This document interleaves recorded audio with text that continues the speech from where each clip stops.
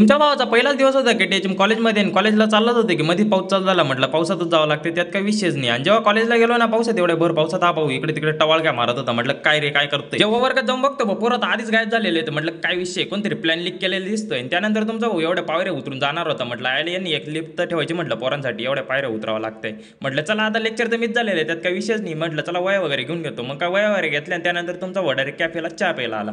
चहा पिऊन तर घेतला. म्हटलं चला येस भाऊला, म्हटलं बाय बाय, तू जायतो घरी, मी जातो आता माझ्या रूमवरती.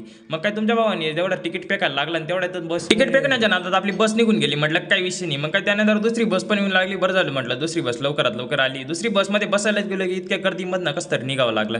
मग काय तुमचा भाऊ निघालाच होता. म्हटलं चला आता मस्तपैकी सिटी बसने थोडा प्रवास करतो. पण जी मजा आहे ना आपल्या लालपरीमध्ये ती आपल्या सिटी बसमध्ये नाही बरं का. तुम्हाला काय वाटतं नक्कीच कमेंटमध्ये सांगा. आपल्या काकांते ते आलेले होते आपल्याला घ्यायला रोडवरती. म्हटलं चला काही काकांनी त्यांनी डाचची विल्हेवाट लावण्यासाठी अगरबत्त्या घेतल्या. म्हटलं तेव्हा पुढे तर कधी लावली नसेल, त्यात काही विषयच नाही. म्हटलं आणि तुमचा भाऊ जेवायला बसला होता की यांनी दिलं तारक मेहता लावून. तारक मेहता वगैरे बघून जेवण करून निघालाच होता तुमचा भाऊ. म्हटलं चला रूमकडे जातो. रूमवरती जाऊन बघतो पोरं आकी चाकी झोपेल होते. म्हटलं काय विषय. मग काय तुमच्या भावाला लागले थोडी भूक. म्हटलं चला नाश्ता वगैरे करून येतो.